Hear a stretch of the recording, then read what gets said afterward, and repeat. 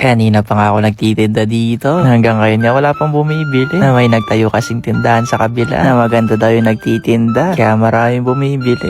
Kaya sasarado ko muna tong tindahan namin. Na mag-iisip na muna siguro ako ng bagong strategy, no mga guys. Dahil magluluto muna siguro ako mga guys. Kasi kanina pa ako di kumakain. Kaya kapag nabasa nyo to, wag muna siguro kayong kakatok ha. Kasi baka magising si mama. Malaman niya sinara ko tong tindahan niya. Na ayaw pa naman nun mga guys, nagsasara ng hindi pa oras. Pero temporary lang naman kasi magluluto lang ako. Nasaktong-sakto mga guys. Meron nga akong nakita mga patatas dito at saka rice flour. Kaya ito na lang siguro yung lulutuin ko. Na alam niyo mga guys, kahit maraming paninda si mama dito, kabisado niya lahat. Kaya minsan kapag hinahanap niya isang bagay sa tindahan, sinasabi ko na lang na nabili kahit nakain ko na. Chot! Ay hindi pala chot. Familiar ba kayo dito mga guys? Dito sa patatas. Nasa negurado ko nakakita na kayo ng patatas, no? Hindi, gagawa tayo ngayon ng potato ball. Na ito, alam ko hindi nyo pa ito nagagawa. Na ako pa lang yata yung makakagawa nito mga guys. Kaya watch and learn. Jot! Na mas masarap nga ito mga guys kapag dito nahugasan. Kaya di na sa natin siguro ito hugasan, no? Pero naka-vlog pala tayo kaya kailangan natin itong hugasan.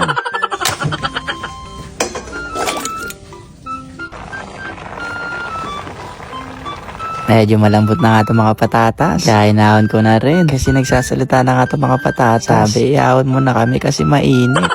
Nakakaiba nga itong ginagawa natin ngayon mga guys. Na hindi kasi ito yung typical na french fries. Hindi rin to mashed potato. Hindi rin siya cheese. Basta patatas siya.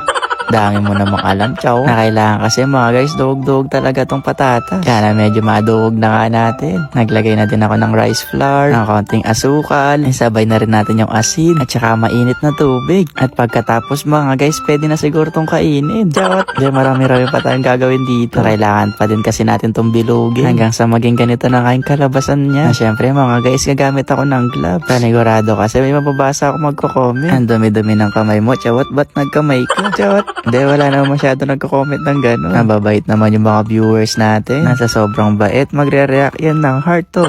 Ang hirap pala ng naka-gloves mga guys kapag nagbibilog. Kaya wala nyo na lang siguro kung ginamitan ko bang gloves lahat ng mga nabilog natin. Medyo marami rin pala yung mga nagawa ko. Nakakala ko kasi ng una konti lang. Na para nga silang pastillas sa personal. Na maglagay ka lang ng konting asukal. Para na talaga silang pastillas. Pero syempre hindi pastillas yung gagawin natin. May pastillas bang patatas? Kaya kailangan pa itong maprito para makita nga natin yung finished product mga guys. Ang dami nga ang kamukha nitong ginagawa natin. Kasi mukha rin siyang squid ball. Kaya naman yung itlog na pugo. Kaya naman ako curious na din ako mga guys kung ano ba yung magiging lasa nito. At na medyo golden brown na nga siya mga guys. Ay golden brown ba o sunog? Basta tinoasted ko talaga. Para ba mas masarap siya mga guys. Kaya tayo na isa guys.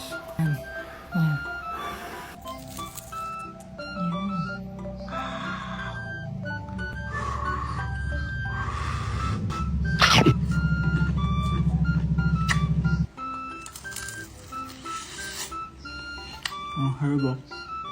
Hindi ko ma-explain yung lasa niya pero masarap siya. Nasa labas mga guys para siyang potato fries. Tapos yung sa loob para siyang mashed potato. Kaya naman naglagay ako ng cheese sa isa mga guys. Para ma-taste test natin kung mas masarap ba siyang may cheese.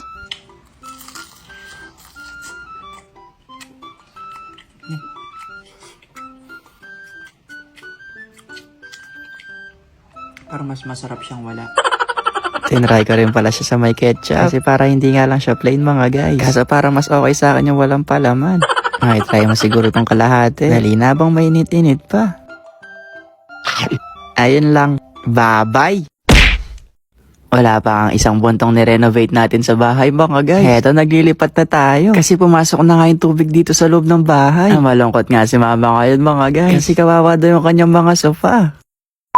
Nangyari na naman nga yung nakaraang taon dito sa bahay mga guys. Na yung pinasukan kami ng tubig. Nasa sobrang lakas nga ng ulan mga guys. At magkasunod-sunod na araw. Eto pinasukan na nga kami ng tubig. Nakakala ko nga nung una mga guys hindi kayo mapapasukan. Kasi nagtaasan na nga yung mga daan dito sa amin. Kaya eto ngayon si mama mga guys malungkot. Nasabi ko nga kay mama, hayaan mo na wala tayong magagawa kasi mahal mo na.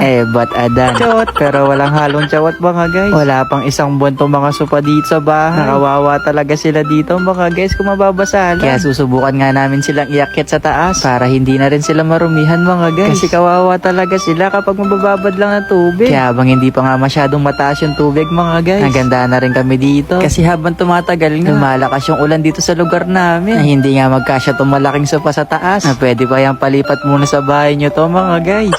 Pero pansamantala na muna mga guys. Heto munang mga case yung gagamitin namin pantaas para kahit papano medyo tumaas yung mga sofa dito. Sana nga lang talaga mga guys, tumigil na din yung ulan. Kasi di ko talaga makakayanan mabasa itong mga sofa. Na di ko nga masyado itong hinigaan para di pawisin. Tapos iisahan lang ng baha. Kaya pagkatapos nga mataas tong mga sofa, diretso naman kami sa kusina para ito yung sunod namin na iakyat. Na dito kasi sa kusina una pumasok yung tubig na kailangan din tong maakyat. Kasi kahoy nga to na kapag nababad to sa tubig ng matagal mga guys, makarumupo. Na dito kasi sa amin mga guys, bahain talaga. Pero sabi ko nga sa inyo, simula nga nung ginawa yung mga daan dito, hindi na kami binaha nung nakaraang taon. Na ngayong ulit na lang talaga mga guys. Sa ilang araw ba naman na magkasunod-sunod yung ulan mga guys. Tapos ang lakas pa. Kaya dahan-dahan na lang kami dyan mga guys. Kasi baka masira nga yung mga furniture. Mag-isang buwan pa lang yata to mga guys. Di man yata kami umabot ng mansari. Lumitaw pa nga yung mga nabili kong botas ng mga nakaraang taon. Na nung nabili ko to mga guys, natapos na yung mga bagyo. Ewan ko dun sa seller na pagbilian ko. 2 linggo bago dumating. Kaya baka ngayon mga guys, mapapakinabangan na natin to mga botas.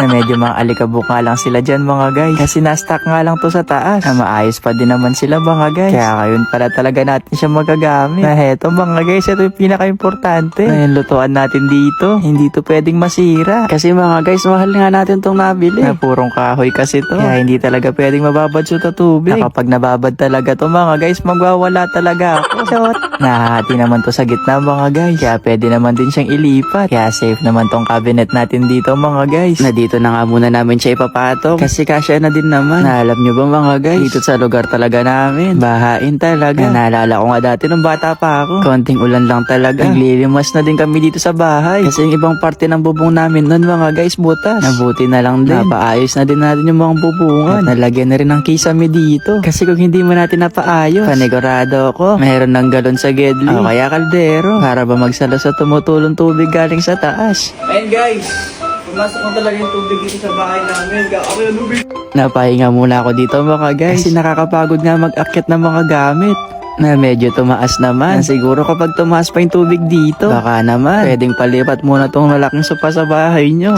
Pero di pa nga tayo tapos mga guys. Dito pa tayo sa tindahan. Pero nakyat na pala yung mga gamit dyan. Nabantayan na lang siguro natin yung tubig dito mga guys. Kasi baka lalong tumaas. Tignan nyo, kanina wala man tong tubig na to. Na nakapasok na kayong tubig mga guys. Kaya baka maglilimas na nga muna ako dito. Habang tumatagal kasi lumalakas yung ulan.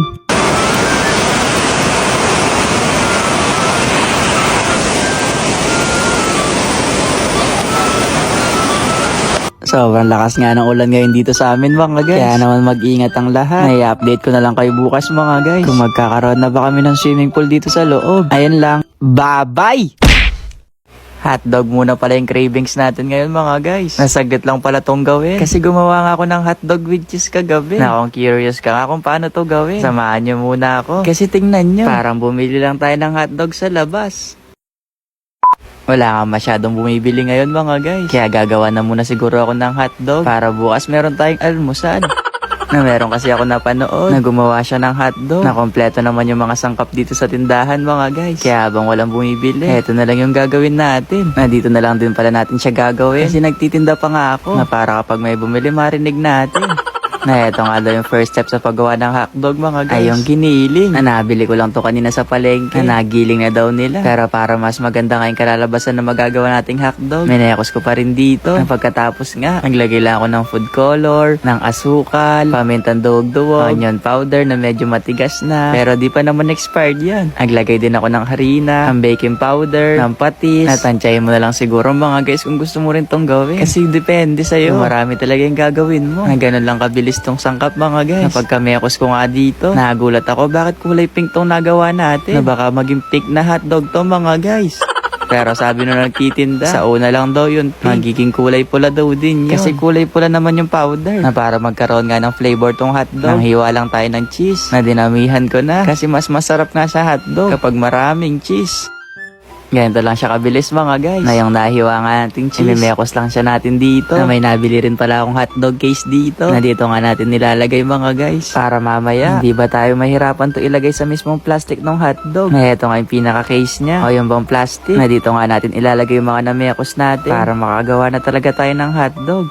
Diba mga guys, sabi ko sa inyo, mabilis lang din siyang gawin. Na ipipress mo nga lang yung lagayan. Tapos dediretso na siya dito sa may plastic. Na depende na lang siguro sa inyo mga guys. Kung gusto nyo ng mas makapal o mas mahaba. Na nirefill ko nga lang siya dyan mga guys. Kasi nabitin nga tong lalagyan natin. Naiisahan ko na lang din kasi siya sa paglalagay dito. Para mabilis lang din natin siyang magawa mga guys. Na pagkatapos nga, tinalian ko na siya dito. Na di ko na nga siya masyadong sukat dyan mga guys. Kasi di ko naman din nga to ibebenta. Na kumbaga, tinry ko lang talaga tong gawin.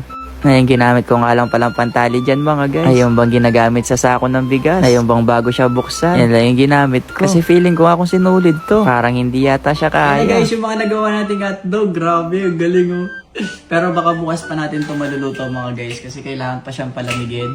Kaya i-ref muna natin. Tara! Tara! Bakit ganyan kami ni Mama? Fast forward pala mga guys. Kinabukasan pala. Tinignan ko kagad sa ref kung nandito pa yung hotdog. Na baka tininda to ni mama. Wala tayong pang finished product dito. Pero andito pa naman siya mga guys. Na eto, sobrang tigas na. Kaya parang pwede na siyang iluto. Na eto na ang gagawin nating almusal ngayong araw mga guys. Na para matikman na din natin kung masarap nga ba itong nagawa nating hotdog. Na ang galing din. Kasi naging kulay pula nga itong hotdog. Nakakala ko kasi nung una magiging kulay pink to. Magkakaiba nga yung size ng nagawa natin. Eto mga guys, parang maganda to. Nakitang kita kasi yung cheese sa loob. Kaya nagpainit na rin ako ng mantika mga guys. Para masimulan na rin itong maprito. Eto na pala yung finish look ng hotdog mga guys. Ayun guys, ito yung nagawa nating hotdog. Taste test na natin kung ano yung lasa niya. Lasa ba siyang hotdog? Taste test guys.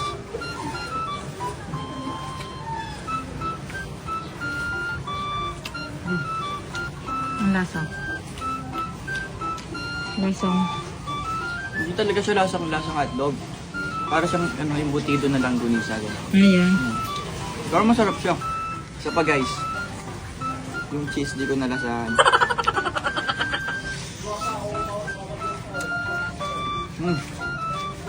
Masarap na siya. Masarap nga. Mas masarap nga siya kapag may cheese. Hindi mo talaga siya malalasaan na parang hotdog. Na depende siguro mga guys. Kasi sa mga nilagay nga nating sangka. Sige na mga guys, hanggang dito na lang. Ayan lang. Bye-bye!